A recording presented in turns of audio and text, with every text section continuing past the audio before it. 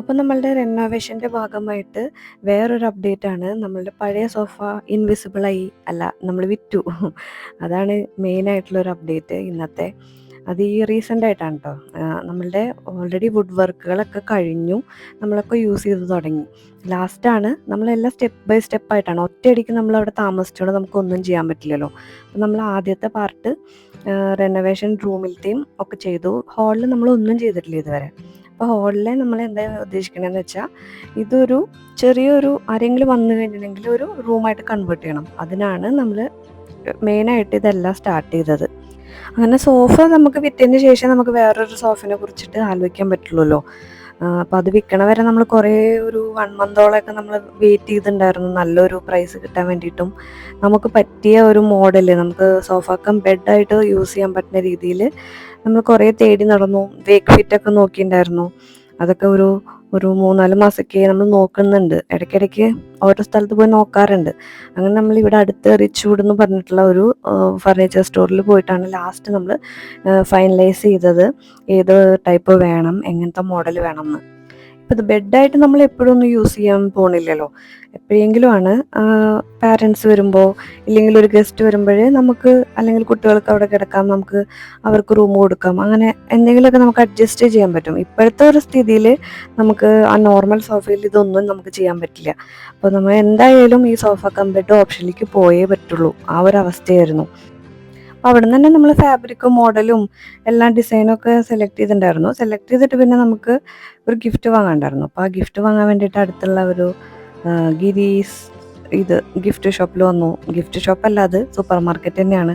ഞാൻ ആദ്യമായിട്ടാണ് വരണത് ഫസ്റ്റ് ഫ്ലോറിലേക്കൊക്കെ. അപ്പോൾ ഇത്രയും ഗിഫ്റ്റ് ഐറ്റംസ് ഒക്കെ ഉള്ളത് ഞാൻ ആദ്യമായിട്ടാണ് കാണുന്നത്.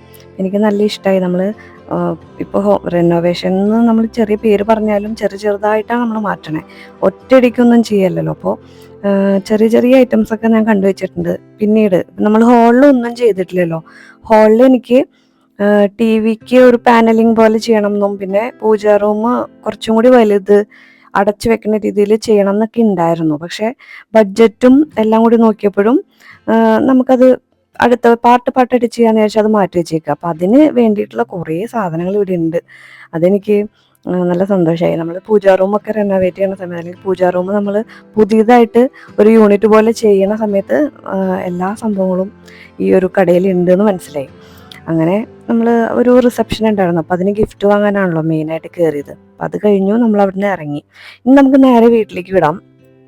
അതായത് ഞാൻ എങ്ങനെയാണ് കുട്ടികളുടെ റൂം ചെറുതായിട്ട്, ഈ ഒരു വീഡിയോയിൽ കുട്ടികളുടെ റൂം മാത്രമേ ഉൾപ്പെടുത്തിയിട്ടുള്ളൂ. അതും പൂർണ്ണമായിട്ട് ഉൾപ്പെടുത്താനും പറ്റില്ല. എന്താ കാരണം എന്ന് വെച്ചാൽ, നമ്മൾ ലാസ്റ്റ് ഫിനിഷിംഗ് ടച്ച് എന്നുള്ള രീതിയിൽ പെയിന്റിങ് ഉണ്ട്. അപ്പോൾ പെയിന്റിംഗ് ഒക്കെ കഴിഞ്ഞിട്ട് ഫുൾ ഒരു റൂം ടൂർ പോലെ ചെയ്യണതാണ് നല്ലതെന്ന് എനിക്ക് തോന്നുന്നത്. അല്ലെങ്കിൽ ഒരു പെർഫെക്ഷൻ കിട്ടില്ല, അല്ലെങ്കിൽ ഒരു എന്തായാലും പറയാ, ഒരു ഒരു സൂപ്പർ ആവില്ല. അതുകൊണ്ട് ഞാൻ വിചാരിച്ചു എല്ലാം കഴിഞ്ഞിട്ട് ചെയ്യാമെന്ന്. പക്ഷെ അതിൻ്റെ ഇടയിൽ എനിക്ക് ആ ഒരു റൂമിൻ്റെ പണി കഴിഞ്ഞ ഉടനെ ഉള്ള ഒരു വീഡിയോ ക്ലിപ്സ് ആട്ടോ ഇത്. അതായത് 1-2 മാസത്തിന് മുമ്പ് എടുത്തു വെച്ചിട്ടുണ്ടായിരുന്നതാണ്.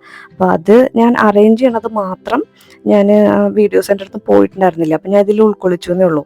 കാരണം കഴിഞ്ഞ വീഡിയോയിലും ഞാൻ ഇങ്ങനെ കാണിക്കാം അടുത്ത വീഡിയോ എന്ന് പറഞ്ഞിട്ട് വെറുതെ ഇങ്ങനെ പറ്റിക്കണ പോലെ ആവുമല്ലോ. അപ്പോൾ അതുകൊണ്ട് ഞാൻ ഇത് ഇടാമെന്ന് വിചാരിച്ചു. അപ്പോൾ ഇതിൽ കുറച്ചൊക്കെ റൂമിന് എന്തൊക്കെ മാറ്റം വന്നിട്ടുണ്ടെന്ന് നിങ്ങൾക്ക് മനസ്സിലാവും, കാണുന്നവർക്ക് മനസ്സിലാവും.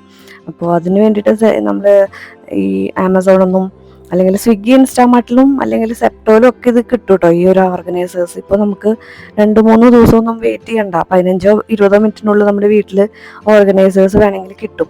അപ്പം അങ്ങനെ ഞാൻ അന്നന്ന് ആ ഒരു റൂമിൻ്റെ വർക്ക് കഴിഞ്ഞ ദിവസം തന്നെ കാറിലായിരുന്നു ഡ്രസ്സ് എന്നൊക്കെ ഞാൻ പറഞ്ഞിട്ടുണ്ടായിരുന്നു, ഓർമ്മയുണ്ടാവും എന്ന് വിചാരിക്കണം.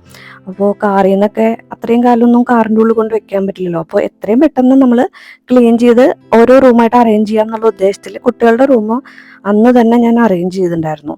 അപ്പോൾ അവർക്കാണെങ്കിലും എങ്ങനെയും പുറത്ത് പോകുമ്പോൾ ഡ്രസ്സ് എടുക്കാനൊക്കെ എളുപ്പമാവുമല്ലോ. അപ്പോൾ കുറച്ച് ഓർഗനൈസേഴ്സ് ഇതിൽ കാണിക്കുന്നുണ്ട്. എനിക്ക് വളരെ യൂസ്ഫുൾ ആയിട്ട് തോന്നിയിട്ടുണ്ടായിരുന്നു. ലിങ്ക് കിട്ടുകയാണെങ്കിൽ, മീൻസ് ഉണ്ടെങ്കിൽ ഞാൻ ഇതിലിടാം. ഒട്ടുമിക്ക ആൾക്കാരും ഓൾറെഡി വാങ്ങിയിട്ടുണ്ടാവും, എനിക്കറിയാം. ഇതൊക്കെ പുതിയ ഐറ്റംസ് ഒന്നും അല്ല, അതായത് ഇപ്പോൾ ഒരു പുതിയതായിട്ട് വന്ന ഒരു ഐറ്റംസ് അല്ലാത്തതുകൊണ്ട് എനിക്കറിയാം. അതിൻ്റെ ആവശ്യം ഉണ്ടാവില്ല, വെറുതെ ടൈപ്പ് ചെയ്താൽ തന്നെ വരും. ഞാനും അങ്ങനെ തന്നെയാണ് ആമസോണിൽ ടൈപ്പ് ചെയ്തത്. പക്ഷേ എനിക്കിത് നല്ല യൂസ്ഫുള്ളായിട്ട് തോന്നി. അധികമൊന്നും യൂസ് ചെയ്യാത്ത ഒരു പാർട്ടി വെയർ മോഡലൊക്കെ കുറച്ച് മുകളിൽ കയറ്റി വെച്ചിട്ട് ആവശ്യമുള്ളപ്പോൾ നമുക്കതൊന്ന് ഇതുപോലെ താഴെ നിന്ന് എടുക്കാം, മുകളിൽ സ്റ്റോർ ചെയ്യുകയും ചെയ്യാം. ഈ ഒരു ഓർഗനൈസർ എനിക്ക് നന്നായി ഇഷ്ടമായി. എൻ്റെ റൂമിലേക്ക് ഞാൻ വാങ്ങാൻ വേണ്ടിയിട്ട് ഇരിക്കുകയാണ് ഇതുപോലെ ഉള്ള 2 അപ്പോൾ ഇത് രണ്ടും കുട്ടികളുടെ 2 സൈഡായിട്ട് ഞാൻ പാർട്ട് ചെയ്തു. അപ്പോൾ അന്ന് പണ്ടത്തെ വീഡിയോ കാണുന്നവർക്ക് മനസ്സിലാവും എങ്ങനെയായിരുന്നു അവരുടെ വാർഡ്രോബ് ഉണ്ടായിരുന്നു എന്നുള്ളത്. അപ്പോൾ അതിൽ നിന്ന് വ്യത്യാസമായിട്ട് കുറച്ച് സ്റ്റോറേജ് നന്നായിട്ട് അധികമായി, സെപ്പറേറ്റഡ് ആയി. 2 പേരുടെയും വേറെ വേറെ ആക്കാൻ എനിക്ക് പറ്റി, കുറേ സ്റ്റോറേജും കിട്ടി. അപ്പോൾ എനിക്ക് കുറച്ച് ഇനി സ്ഥലമുണ്ട് ശരിക്കും പറഞ്ഞാൽ. ഈ ഒരു ലെഫ്റ്റ് സൈഡിൽ ഞാൻ പല വീഡിയോയിലും പറഞ്ഞ പോലെ ഈ ചെസ്റ്റ് ഓഫ് ഡ്രോയേഴ്സ് ഒരു പാർട്ട് ഓഫ് ലൈഫ് പോലെ ആയി. അതുകൊണ്ട് അത് വിട്ട് കളയാൻ തോന്നിയില്ല. അപ്പം അത് നാശമായിട്ടുമില്ല, അത് വളരെ നല്ലതായിട്ട് ഐക്കിയയുടെ ആ ഒരു മോഡലിൽ പറഞ്ഞ് ചെയ്യിപ്പിച്ചതാണ്. അപ്പം അവിടെ ഇതുപോലെ ഒരു എക്സ്ട്രാ സ്റ്റോറേജ് മുകളിൽ ചെയ്തിട്ടുണ്ടെന്ന് മാത്രം 2. അപ്പം എക്സ്ട്രാ നിറയെ സ്റ്റോറേജ് ഉണ്ട്.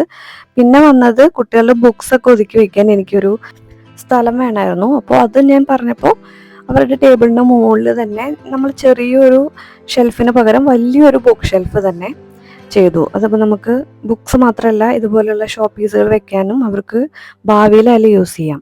ഇനി ഇത് ലാമിനേറ്റ് ചെയ്തു. ഇനിയൊരു പെയിൻറ്റിങ് നടക്കാൻ പോവാണ്. അപ്പോൾ അത് കഴിഞ്ഞിട്ട് നമ്മൾ ഒരു ഫുൾ റൂം ടൂറായിട്ട് വരുന്നതായിരിക്കും. അപ്പോൾ അതുവരെ വെയിറ്റ് ചെയ്യുക. അപ്പോൾ ലൈക്ക് ചെയ്യാനും സബ്സ്ക്രൈബ് ചെയ്യാനും മറക്കരുത്. അടുത്ത വീഡിയോയിൽ കാണാം.